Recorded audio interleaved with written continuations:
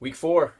So I want you to start thinking a little bit more long term. Again, one of the biggest things is, like the quote says, failing to plan is planning to fail. So planning your day, your week is definitely top priority in terms of being successful. All the small details don't really matter if you're not doing it on a consistent basis, and that goes for your workouts too. I mean, a workout is great. If you kick your butt, awesome. You might be sore, wonderful. But if you're so sore that you can't get back in the gym for the next 4 days, what sort of benefit did you just gain from doing such a tough workout that you can't even move? So consistency, both in diet and exercise, is the number one most important thing that I hope to get across to you guys. And that's, again, not to beat it with a dead horse, but that's why we do such a slow habit-based approach, is to make sure that consistency is there with each and every component of what you need to do in order to be successful. So to kind of add some light to the process, if and only if you've been good for the past 3 weeks, I want you to plan what day this week you're going to qualify as your quote unquote free day.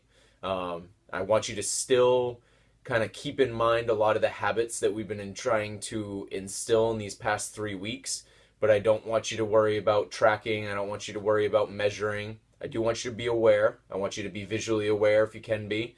I want you to be physically aware, emotionally aware. I want you to still only eat until you're 80% full. Don't take this free day as a day to just go hog wild and eat to your heart's content until you can't even stand up. But I want you to enjoy yourself.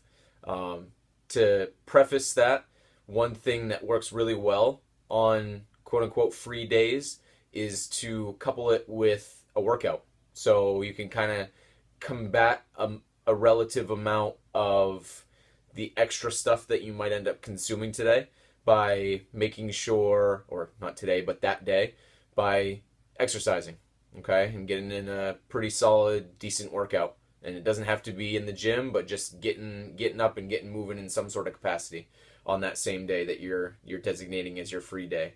So kind of plan it out if and only if you've been good through these first 3 weeks. If you know that you've kind of, in essence, already had a few free meals or a few free days, don't give yourself that much freedom. Set some ground rules, set some standards for yourself, and know that in a week, a day, a month, however you want to look at it, you're still looking at that 80-20 rule. You still need to be doing what you need to be doing and what we've been going over so far, 80 to 90% of the time, with that 10 to 20% leeway of kind of having some fun. So in a couple weeks, that means one day. All right. So if you've been good so far, plan out a day this week. Maybe you go out with the family. Maybe you go out just with your husband or wife or whatever. But plan a day where you can kind of just relax a little bit, enjoy yourself, kind of recharge, and hit these last 3 weeks heavy. Okay? Talk to you soon.